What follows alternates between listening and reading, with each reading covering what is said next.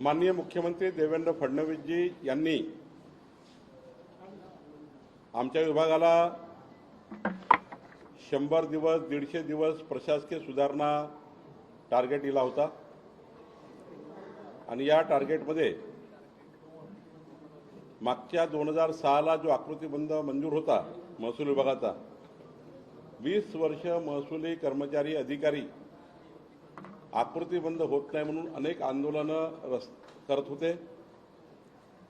आपण बघितलं असाल तलाठ्याचे आंदोलन झाले, मंडळ अधिकाऱ्याचे आंदोलन झाले, तहसीलदारचे आंदोलन झाले, पण आकृतीबंध मंजूर होत नव्हता। पण आज शासनाने 35,876 पदांचा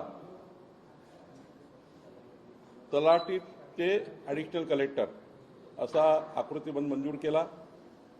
मुद्रांक महानिरीक्षकचाही आज आकृतीबंध मंजूर झाला, IGRचा आकृतीबंध मंजूर झाला, जमाबंदी आयुक्तातही झाला।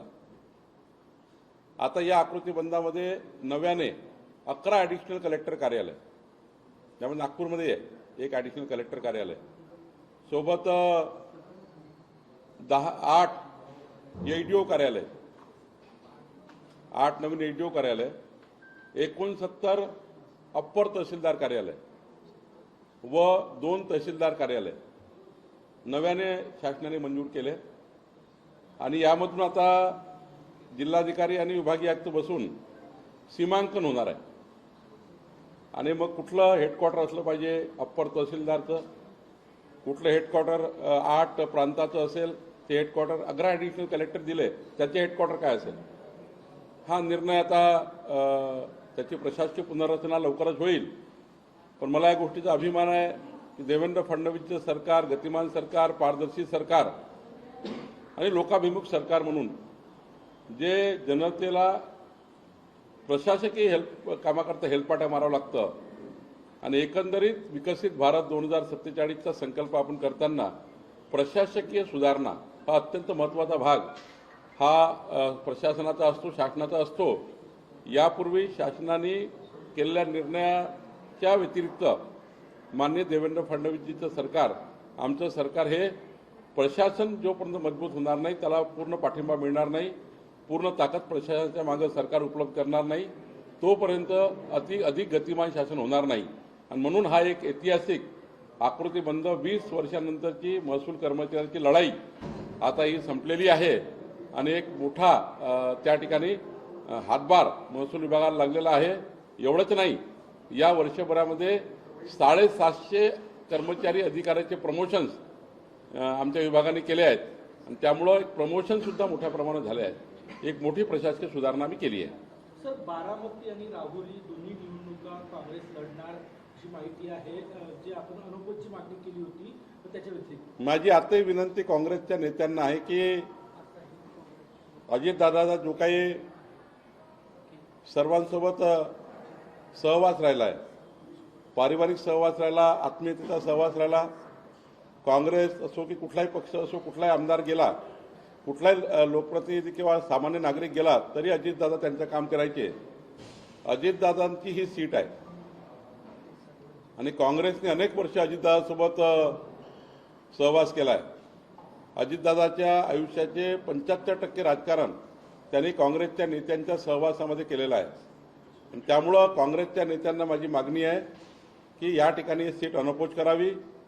हां, ते लढतायत राहुरीमध्ये, तिथे लढू द्या, काय अडचण नाही आम्हाला, तिथे आम्ही लढू, त्यांचा तो अधिकार आहे। पण बारामती मात्र आमच्या वहिनी सुनेत्रा पवारजी यांची निवडणुकीत सर्वांनी अनअपोज करावी अशी विनंती काँग्रेसला माझी आहे। काँग्रेसला रासप आणि वंचितची पण या बारामतीच्या निवडणुकीबद्दल साथ मिळते असं चित्र आहे त्यांना?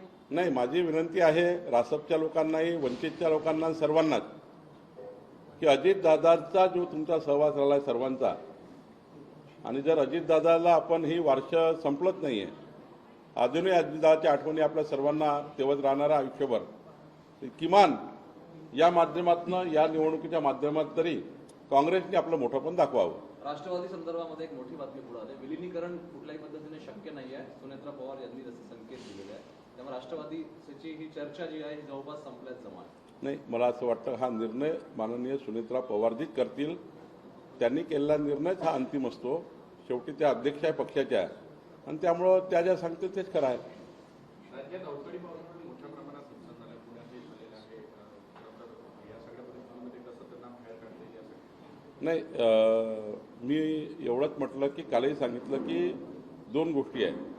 अवकाळी पावसामध्ये जो आमचा स्टँडिंग GR आहे, ADRF NDRFचे नॉर्म्स आहे, त्याप्रमाणे सर्व शेतकऱ्यांना नुकसान भरपाई देण्याचे आदेश आणि सर्वे करण्याचे आदेश माननीय मुख्यमंत्री देवेंद्र फडणवीसजींनी कॅबिनेटमध्ये दिले, मुख्य सचिवांना दिले आणि सर्वच पालकमंत्र्यांनी त्या ठिकाणी विषय मांडले परवाच्या कॅबिनेटमध्ये. तर यांना नुकसान भरपाई देण्याचा निर्णय झाला. आणि दुसरं मी म्हटलं होतं, धनदांडके शेतकरी म्हणजे काय, फार्म हाऊस आहे, फार्म हाऊससाठी कर्ज उचललं आहे, त्यांना कर्जमाफी होऊ नये. मी असं म्हटलं आहे की मोठी मर्सडीज कार घेतली त्याच्याकरता 1 कोटी कर्ज उचललं, त्यांना कर्जमाफी होऊ नये. माझा आक्षेप सर्वसाधारण शेतकऱ्याकडे छोटा गाडी आहे त्याचा नाही आहे, ट्रॅक्टर आहे, गाडी आहे, 4 व्हीलर गाडी आहे, ते ठीक आहे, पण फार्म हाऊससाठी कर्ज उचललं, शेतात मोठं घर बांधलं त्याकरता कर्ज उचललं, ते कर्ज माफ होणार नाही. शेतीकरता घेतलेलं पीक कर्ज म्हणणं पीक कर्ज माफ झालं पाहिजे, याकरता शासन काम करत आहे, प्रवीण परदेशी कमिटी काम करत आहे. पण कोणी जर उद्या शेती गहाण ठेवून मर्सडीज कार घेतली तर मग कसं काय 2 लाख कर्ज माफ होईल, असा माझा परवाचा उद्दिष्ट होता, बोलण्याचा उद्देश होता. सर, सुषमा अंधारे यांनी गंभीर आरोप केला की भोंदूबाबा खरात यांनी 2 नेत्यांच्या फोटोवर जी खुली केली होती ती पहिलं अजितदादा होतं, दुसरं देवेंद्र फडणवीस यांचा फोटो होता, असं सुषमा अंधारे म्हटले. हे अत्यंत गंभीर आहे. सुषमा अंधारेजी काय बोलल्या मला काही माहिती नाही, बोलले असेल तर जादू टोण्याने कधी माणसाचा ॲक्सिडेंट होतो का, कुणावरही काही फुली मारली असे जर लोक मरायला लागले फुलीवर तर मग जो खरा ठरवेल तो मरेल. याला अर्थ नाही आहे, या भोंदूगिरीला जादूटोणाला अर्थ नाही. जादूटोणा भोंदूगिरी पापच आहे.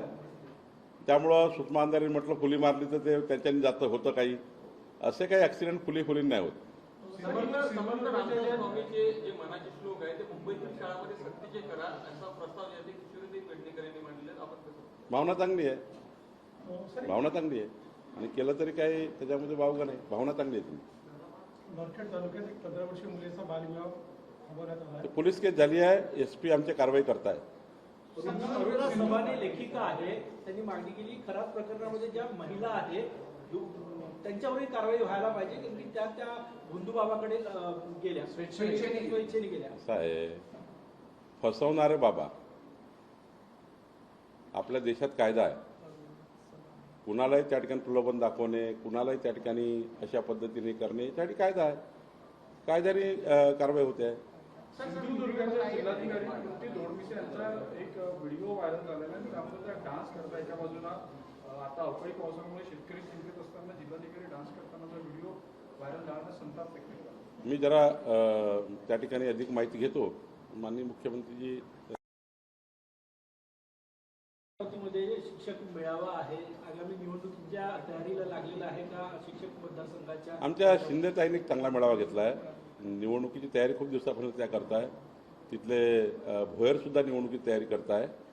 त्यामुळं निवडणुकीच्या तयारीचा जरी भाग असला तरी एक महिला मेळाव्याच्या नात्याने मी जातो आहे. नागपूरमध्ये काल 2 शाळा अशा बाहेर पडल्या प्रकारात.